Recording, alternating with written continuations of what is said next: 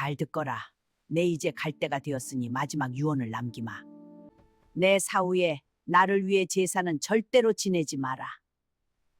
죽은 입에 밥 넣어주는 게 무슨 소용이냐. 내 제사상 차릴 돈으로 너희들이나 배불리 먹어라. 대신 내가 남긴 저 무쇠 괴짝만은 절대 팔지 말고 지켜야 한다. 평생 모은 전 재산을 썩은 보리자루와 바꿨다. 모두가 치매라 손가락질하며 비웃던 노모의 기막힌 반전 유언. 그 낡은 괴짝 속에 감춰진 100억대 유산의 진짜 주인은 누구일까요? 사람이 살다 보면 가장 무서운 것이 무엇이라 생각하십니까? 호환 마마보다 무서운 것이 바로 사람의 앞날을 모르는 무지라지요.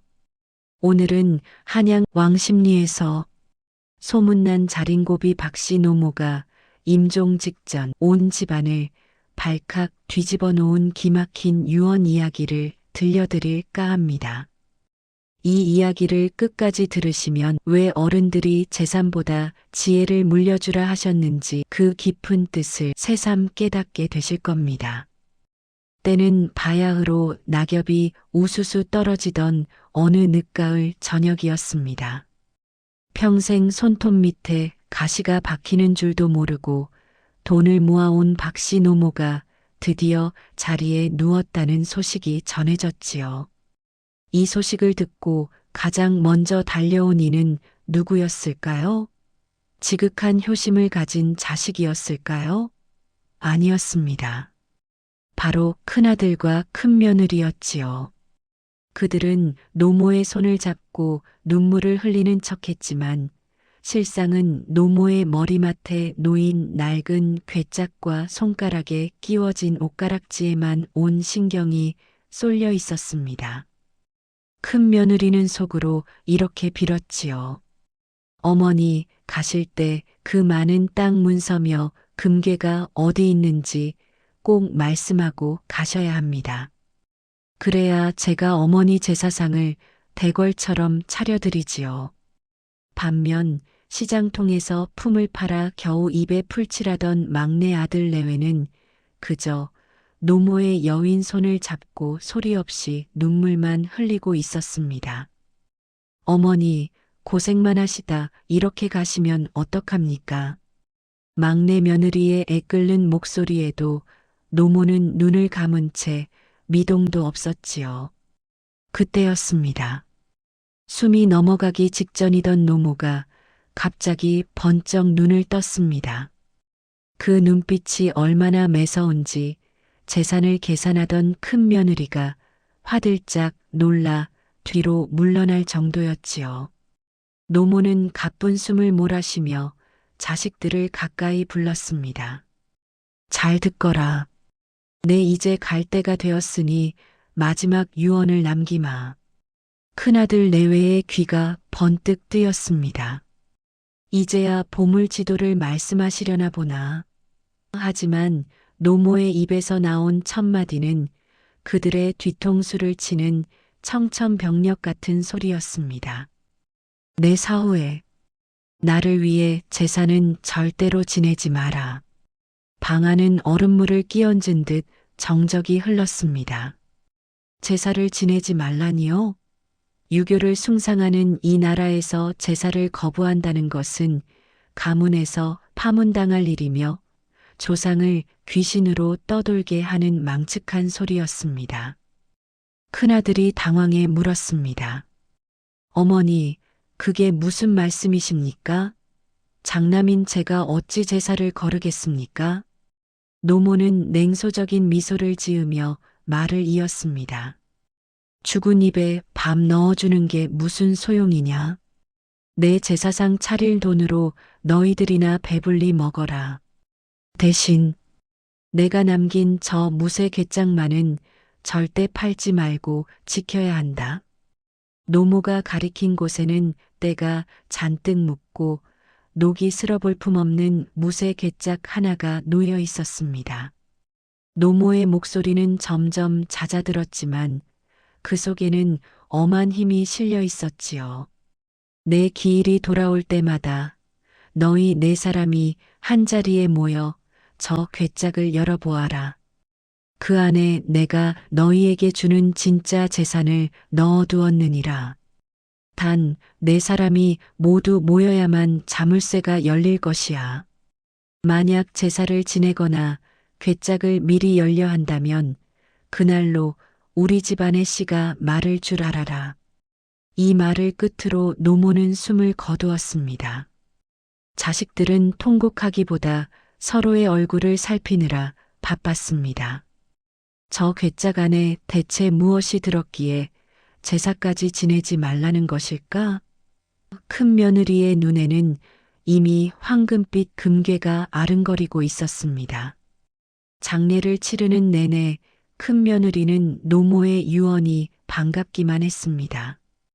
여보, 어머니가 참으로 합리적인 분이셨네요. 제사 비용이 한두 푼 듭니까? 그 돈 아껴서 우리 명주 옷이나 해 입읍시다. 어차피 괴짝 안에 보물이 가득할 텐데 귀신밥 차려줄 게 뭐가 있겠어요? 하지만 막내 며느리의 마음은 천근만근이었습니다. 형님, 그래도 어찌 부모님 제사를 안 지낼 수가 있겠습니까? 저는 그 무거운 유언이 무섭고도 슬픕니다. 어머니가 우리를 시험하시는 것만 같아요. 큰 며느리는 코방귀를 뀌며 막내를 몰아세웠습니다. 애는 유언대로 안 했다가 집안 망하는 꼴 보고 싶니? 너는 그 가난한 형편에 제사상 차릴 돈이나 있냐? 가만히 있으면 중간이라도 간다. 그렇게 박씨 노모의 집에는 곡소리 대신 괴짝을 향한 탐욕의 그림자가 짙게 깔리기 시작했습니다. 큰 며느리는 밤마다 괴짝 곁을 맴돌며 자물쇠를 만지작거렸고 막내 며느리는 어머니가 계시던 빈 방을 닦으며 남몰래 눈물을 훔쳤지요.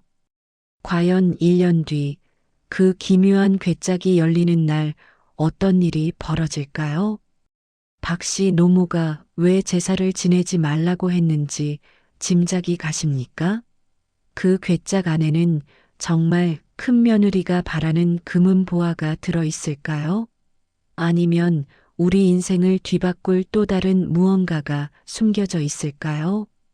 노모가 남긴 그 투박하고 묵직한 무쇠 괴짝 앞에서 눈동자를 굴리던 큰 며느리의 모습이 눈에 선하지 않으십니까? 자, 이제 노모가 세상을 떠난 지 꼬박 1년이 흐른 그 운명의 날 이야기를 이어가 보겠습니다. 노모가 죽고 난 뒤 큰아들 내외의 집안 풍경은 참으로 가관이었습니다.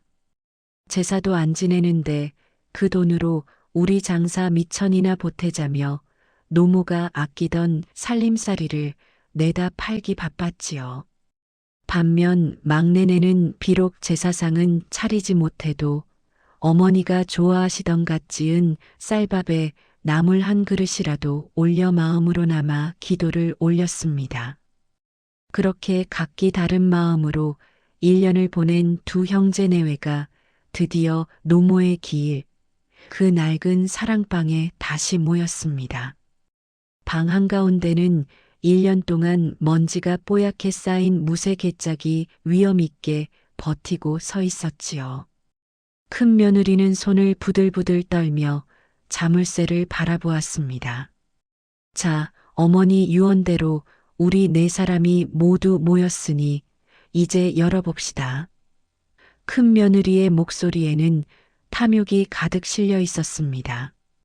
괴짝 뚜껑만 열리면 금덩이가 쏟아져 나와 제 팔자가 하루아침에 뒤집힐 거라 굳게 믿었으니까요. 네 사람의 손이 동시에 자물쇠에 닿자 신기하게도 1년 내내 꿈쩍도 않던 쇳덩이가 철컥 소리를 내며 힘없이 풀렸습니다. 큰 며느리가 숨도 쉬지 않고 뚜껑을 확 젖혔지요. 그런데 이게 어찌 된 일입니까? 괴짝 안에서 쏟아져 나온 것은 눈부신 황금이 아니라 코를 찌르는 퀴퀴한 냄새와 함께 시커멓게 변해버린 썩은 보리 한 자루였습니다. 아이고, 이게 뭐야? 어머니가 우리를 골려도 유분수지. 1년을 기다렸는데 고작 썩은 곡식이라니. 큰 며느리는 비명을 지르며 뒤로 나자빠졌습니다. 큰아들도 얼굴이 흑빛이 되어 괴짝 안을 거칠게 뒤졌지만 보리자루 밑바닥에서 나온 것은 낡은 종이 한 장뿐이었지요. 거기엔 노모의 필체로 딱 한 문장이 적혀 있었습니다. 이 보리를 밥 지어 먹는 자는 평생 배부를 것이요. 내다 버리는 자는 평생 줄이게 될 것이다. 큰 며느리는 그 종이를 갈갈이 찢으며 소리쳤습니다. 썩은 보리로 밥을 지으라니 이건 우리더러 죽으라는 소리 아니요? 노인네가 죽기 전에 정말 망령이 들어도 단단히 들었지. 화가 머리 끝까지 치민. 큰 며느리는 괴짝을 발로 걷어차고는 퇴침을 뱉으며 집을 나가버렸습니다. 큰아들 역시 실망감을 감추지 못하고 제 철을 따라 발길을 돌렸지요. 그 난장판 속에 남겨진 것은 막내 아들 내외뿐이었습니다. 막내 며느리는 흩어진 보리알들을 보며 가슴이 미어지는 것 같았습니다. 여보, 어머니가 왜 이런 걸 남기셨을까요? 비록 썩어 냄새가 나지만 어머니가 평생을 아껴 모으신 곡식인데 이대로 버릴 순 없어요. 막내 며느리는 치맛자락을 걷어붙이고 마루에 흩어진 보리를 정성껏 모으기 시작했습니다. 집으로 돌아온 막내 며느리는 밤새도록 그 보리를 씻고 또 씻었습니다. 썩은 냄새를 가려보려 향나무 잎을 넣고 삶아보기도 하고 정성을 다해 볕에 말렸지요. 그런데 참으로 묘한 일이 일어났습니다.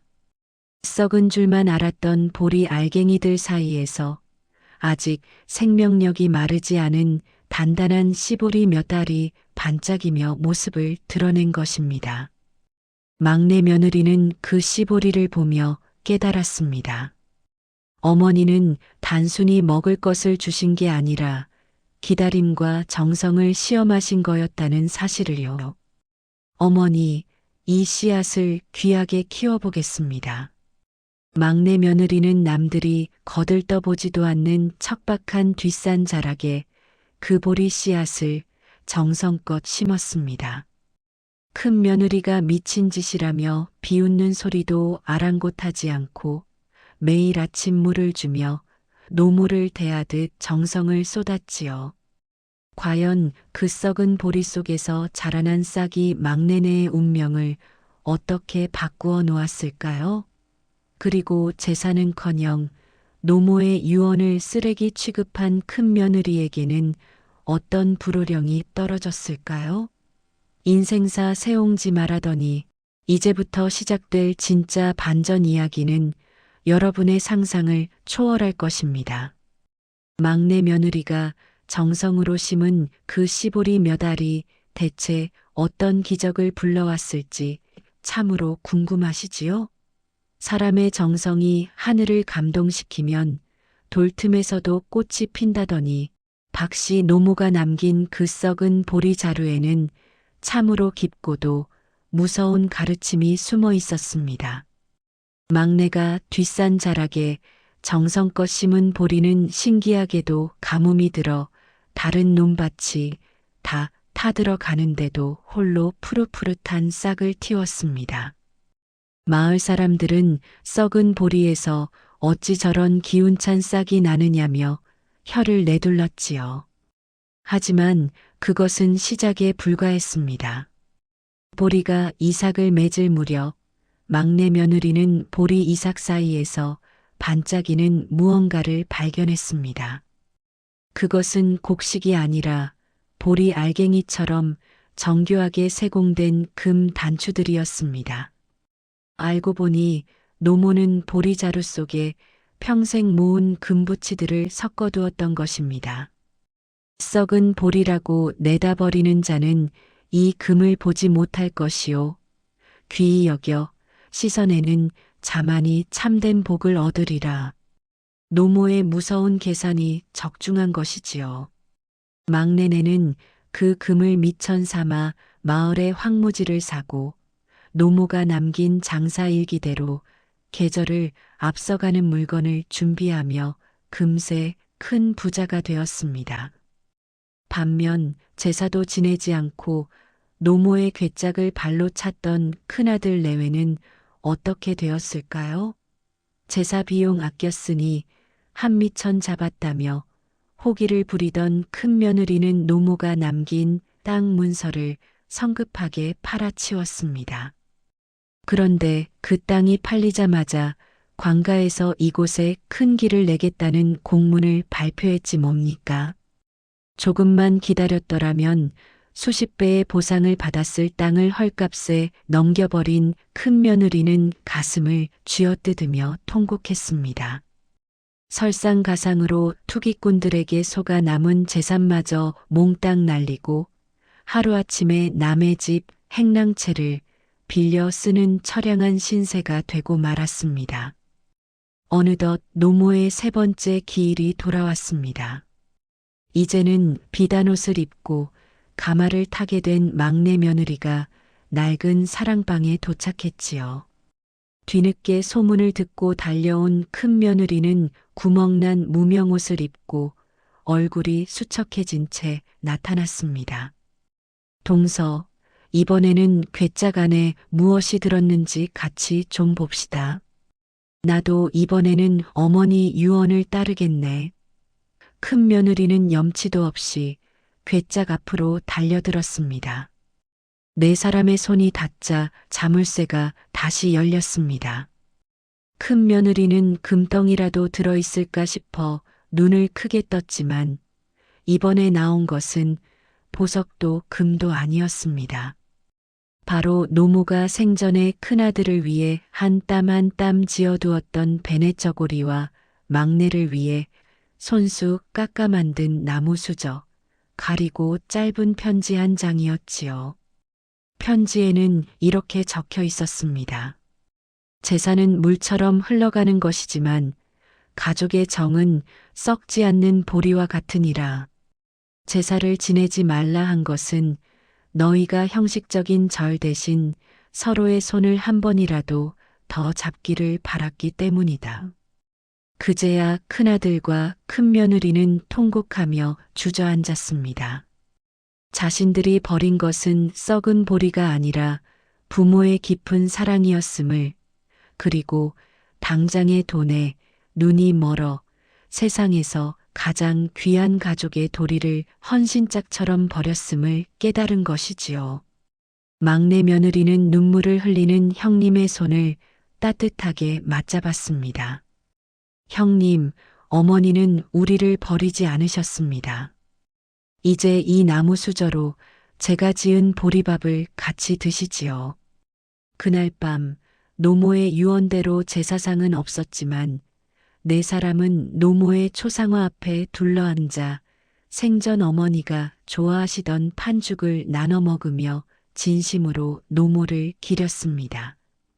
박씨 노모가 남긴 진짜 유산은 무엇이었을까요? 수천 평의 땅도 무거운 금덩이도 아니었습니다. 그것은 바로 진심을 다하는 마음과 어려울 때일수록 서로를 보듬는 가족의 화목이었지요. 요즘 세상에 제사를 지내네 만의 말이 많지만 가장 중요한 것은 형식이 아니라 살아생전 부모님께 못다한 효를 자식들끼리 우애 있게 지내는 것으로 대신하는 마음이 아닐까 싶습니다. 박씨 노모의 이야기가 여기서 끝난 줄 아셨겠지요? 하지만 사람 사는 이치라는 것이 그리 단순하지가 않습니다. 네 사람이 한자리에 모여 눈물로 팥죽을 나눠 먹으며 화해한 그날 밤 모두가 잠든 시각에 박씨 노모가 남긴 무쇠 괴짝에서 마지막 기적이 일어났습니다. 바로 이것이 오늘 이야기의 진짜 결론이자 조회수를 폭발시킬 최종장 괴짝의 이중 바닥과 노모의 진심입니다. 막내 며느리는 모두가 잠든 뒤 어머니의 유품인 베네쩌고리와 나무 수저를 다시 괴짝에 정갈이 담으려 했습니다. 그런데 괴짝 바닥을 수건으로 정성스럽게 닦아내던 중 무언가 달깍하고 걸리는 소리가 들리는 게 아니겠습니까? 자세히 보니 괴짝 귀퉁이에 작은 구멍이 하나 나 있었습니다. 막내 며느리가 노모가 남겨준 나무 수저의 가느다란 끝부분을 그 구멍에 찔러 넣자 콱광하는 소리와 함께 괴짝의 두꺼운 밑판이 들리며 이중 바닥이 열렸습니다. 그 안에는 번쩍이는 황금도 땅 문서도 없었습니다. 대신 누렇게 빛이 바랜 가계부 수십 권과 노모가 장터를 누비며 평생 동안 적어 내려간 사람들의 이름이 가득한 장부가 들어 있었습니다. 장부 첫 장에는 이렇게 적혀 있었지요. 돈은 사람의 발을 묶지만 사람은 사람의 길을 연다. 내가 평생 모은 진짜 재산은 곡간의 곡식이 아니라 내가 은혜를 베풀고 마음을 얻은 이 사람들의 명단이니라. 알고 보니 박씨 노모는 평생 자린고비 소리를 들어가며 모은 돈을 남몰래 흉년이든 이웃의 세금을 대신 내주거나 부모 없는 아이들의 혼수 비용으로 대주며 사람의 마음에 적음을 해두었던 것입니다. 장부 속에는 박 노인 덕에 목숨을 구했다. 이 은혜는 대대로 갚겠다는 이웃들의 서약서가 빼곡히 들어 있었습니다. 이튿날 막내 며느리는 이 장부를 들고 장부 속 사람들을 찾아 나섰습니다. 그들은 노모의 아들과 며느리가 왔다는 소식에 버선발로 뛰어나와 환대했습니다. 박 어르신의 자손들이라면 우리가 목숨을 걸고 도와야지요. 큰 길이 날 노다지 땅을 알려준 것도 막내네 장사가 전국으로 뻗어나갈 수 있게 길목을 터준 것도 모두 노모에게 은혜를 입었던 그 사람들이었습니다. 이 광경을 지켜본 큰아들과 큰며느리는 그제야 뼈저린 후회의 눈물을 흘렸습니다. 본인들은 어머니의 곳간만 털어갈 궁리를 했지 어머니가 평생 읽어놓은 덕이라는 이름의 진짜 유산은 보지 못했던 것입니다. 큰며느리는 막내 며느리 앞에 무릎을 꿇었습니다. 동서, 내가 정말 눈먼 장님이었네. 어머니는 우리에게 돈이 아니라 사람답게 사는 법을 가르치려 하셨는데 나는 그것도 모르고 썩은 보리 타령만 했으니 그날 이후 두 형제 내외는 노모의 유언대로 화목하게 합심하여 가문을 일으켰습니다. 큰 며느리는 시장통에서 가장 낮은 자세로 일하며 노모가 그랬듯 어려운 이웃을 돌보는 여장부로 거듭났고 막내 며느리는 노모의 지혜를 이어받아 팔도에서 으뜸 까는 거상으로 이름을 날렸습니다. 오늘 이야기가 주는 교훈은 명확합니다. 부모님이 우리에게 남겨주시는 가장 큰 복은 눈에 보이는 금전이 아닙니다. 자식들이 서로의 손을 놓지 않고 환란을 헤쳐나가는 우애와 평생 쌓아온 덕망이야말로 자대손손 이어질 진짜 유산이지요. 재산은 지내지 마라. 대신 너희끼리 밥 한 끼 정겹게 먹어라. 노모의 이 파격적인 유언은 결국 자식들을 싸움터가 아닌 사랑방으로 불러 모으기 위한 마지막 사랑의 묘책이었던 것입니다.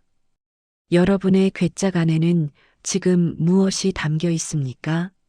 혹시 당장 눈에 보이는 썩은 보리에 실망하여 그 밑에 숨겨진 황금 같은 부모님의 진심을 놓치고 계시진 않습니까?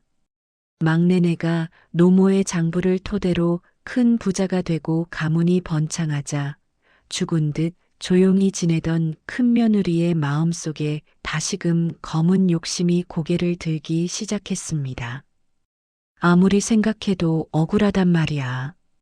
그 무쇠 괴짝은 원래 장손인 우리 집에 있었던 것인데 썩은 볼이라고 내팽개친 바람에 그 아까운 금단추와 장부를 막내 동서에게 다 뺏긴 꼴 아니냐. 큰 며느리는 밤마다 잠을 이루지 못하고 헛발질을 해댔습니다. 사촌이 땅을 사면 배가 아프다더니 막내 동서가 가마를 타고 비단 옷을 휘날리며 동네 사람들에게 칭송받는 꼴이 눈에 가시처럼 박힌 것이지요. 결국 탐욕에 눈이 먼 큰며느리는 해서는 안 될 계획을 세웁니다. 어머니가 제사를 지내지 말라고 한 것은 사실 막내에게 재산을 몰아주기 위한 술수였을 거야.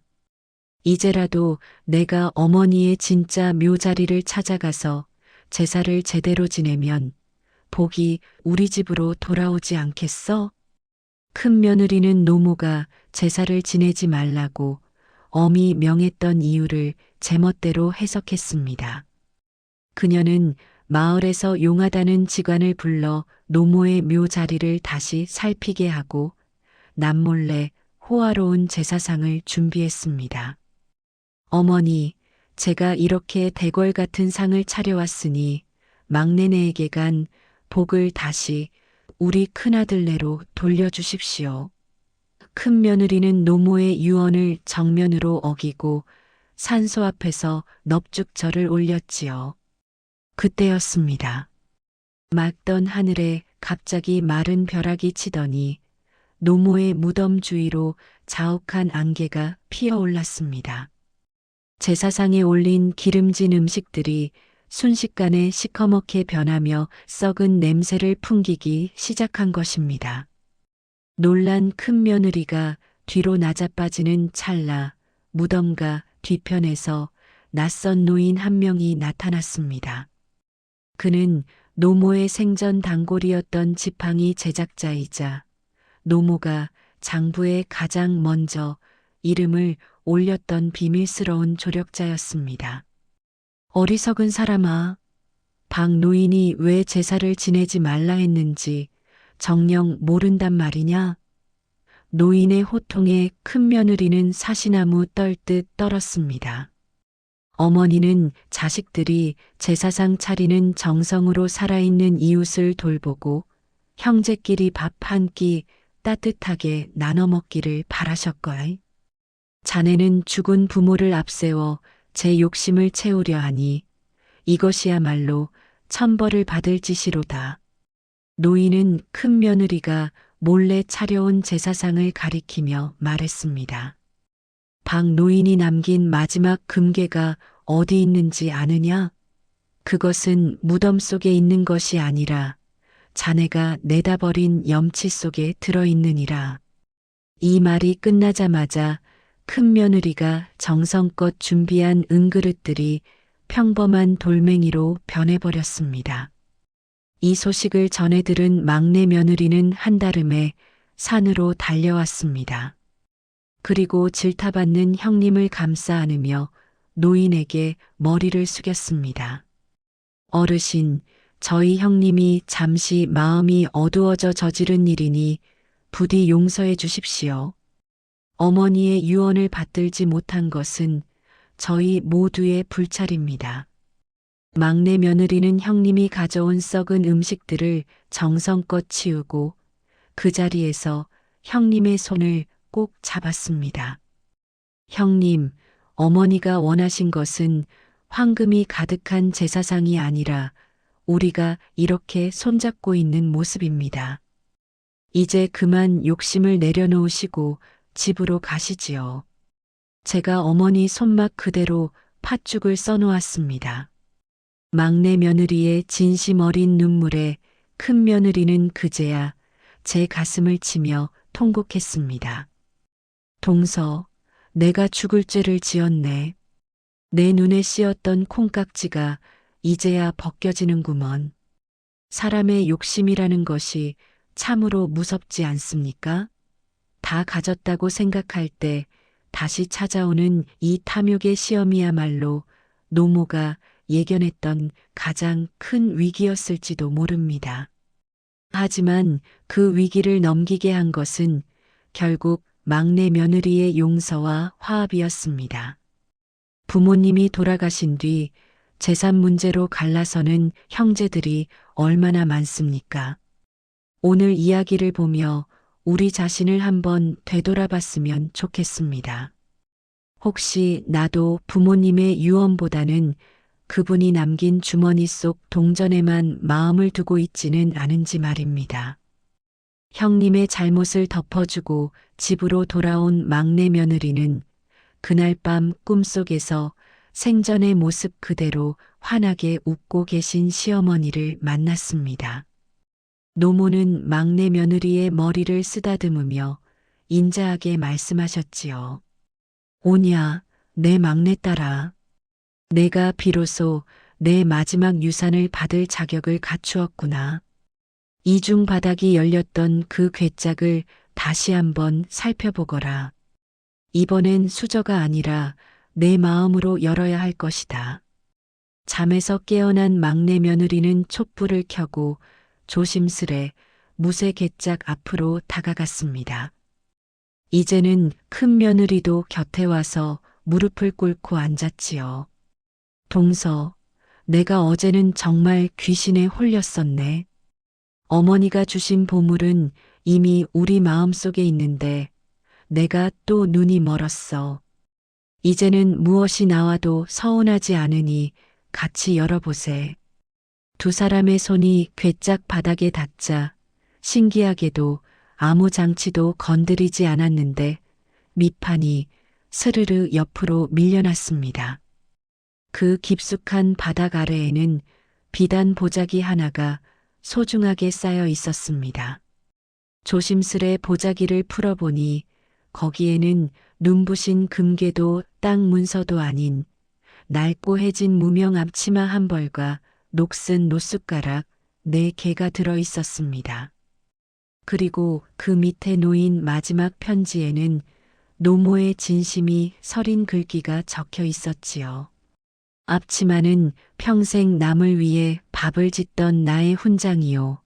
노숟가락 4개는 너희 4사람이 한 상에 둘러앉아 밥을 먹으라는 나의 마지막 간절함이다.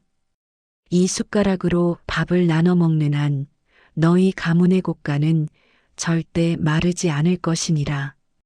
두 며느리는 그 낡은 숟가락을 손에 쥐고 목을 놓아 울었습니다. 큰 며느리는 어머니, 제가 잘못했습니다. 금덩이를 찾던 이 손이 부끄러워 견딜 수가 없습니다. 라며 통곡했고 막내 며느리는 어머니의 앞치마를 품에 안고 그 온기를 느꼈습니다. 노모는 자식들이 재산 때문에 갈라설 것을 미리 아시고 가장 보잘것없는 물건들을 가장 귀한 순서대로 내어놓으며 자식들의 탐욕을 하나씩 씻어내 주신 것입니다. 그런데 기적은 그 다음날 아침에 일어났습니다. 노모가 남긴 노숟가락 4개를 상 위에 올리고 온 가족이 소박하게 아침 식사를 하던 중 관아에서 급한 전갈이 왔습니다. 박 노인이 생전에 나라의 기근을 막기 위해 기부했던 곡식들이 이제 큰 공적으로 인정받아 임금님께서 그 자손들에게 효자 가문의 칭호와 함께 대대로 세금을 면해주는 면세 직권을 내리셨다. 는 소식이었습니다. 금덩이보다 귀하고 땅 문서보다 단단한 가문의 명예가 내려온 것입니다. 큰 며느리는 그제야 무릎을 치며 깨달았습니다. 아이고 어머니, 제사를 지내지 말라 하신 건 우리가 거칠애에 돈을 쓰기보다 어머니가 쌓아온 그 귀한 덕을 행동으로 이어가길 바라신 거였군요. 노모의 선행이 자식들의 앞길을 열어주는 가장 큰 방패가 되어 돌아온 것입니다. 이 기막힌 반전이 무엇을 말해줍니까? 부모가 자식에게 줄 수 있는 최고의 유산은 통장에 든 숫자가 아니라 세상을 향해 베풀었던 선한 영향력이라는 사실입니다. 박씨 노모는 죽어서도 자식들을 가르쳤고 결국 탐욕스럽던 큰아들 내외까지 성인으로 만들어 놓고서야 진짜 안식을 취하신 것입니다. 그로부터 수십 년의 세월이 흘렀습니다. 박씨 노모의 가문은 이제 이 고을에서 모르는 사람이 없는 명문가가 되었지요. 하지만 그들이 명문가라 불리는 이유는 대궐 같은 기와집에 살아서가 아니었습니다. 해마다 어머니의 기일이 되면 이 집 대문은 활짝 열리고 커다란 솥에는 김이 모락모락 나는 보리밥과 판죽이 가득 차려졌습니다.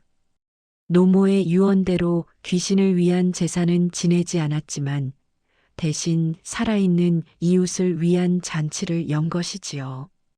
큰아들은 동네 어귀에서 배고픈 나그네들에게 밥을 퍼주었고 큰 며느리는 이제 예전의 탐욕스러운 눈빛은 온데간데 없이 인자한 미소로 노인들의 손을 잡아주었습니다.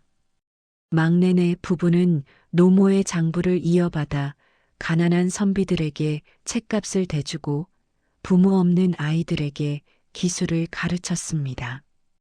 그러던 어느 날 백발이 성성해진 큰아들이 막내의 손을 잡고 노모의 낡은 무쇠 괴짝 앞에 앉았습니다.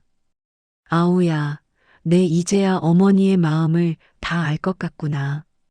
처음 괴짝을 열었을 때 그 썩은 보리 냄새에 코를 막았던 내가 얼마나 부끄러운지.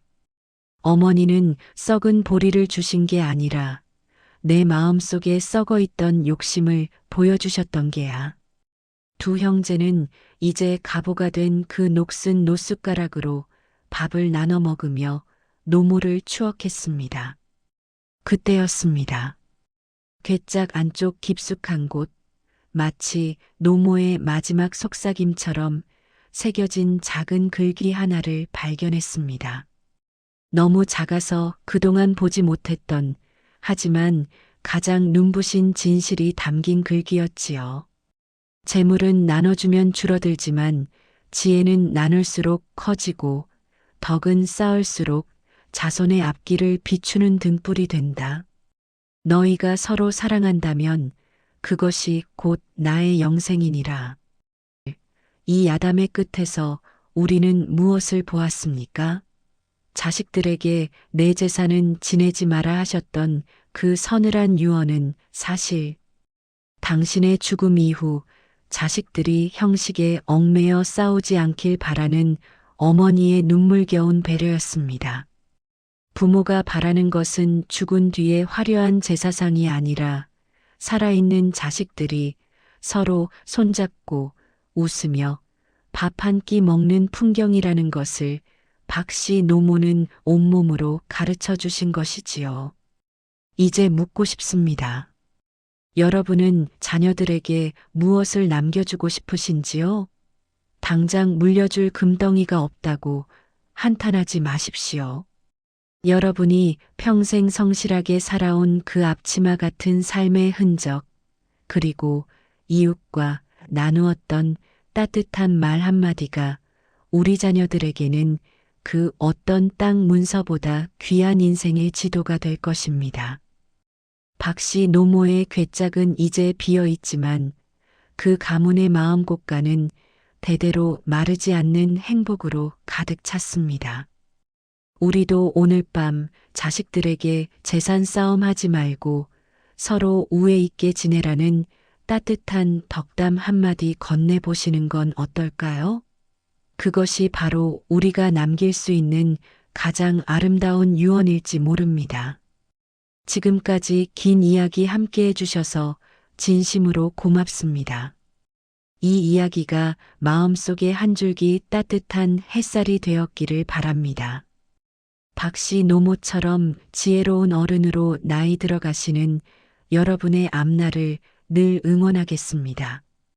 오늘도 평안하고 복된 하루 보내십시오. 감사합니다.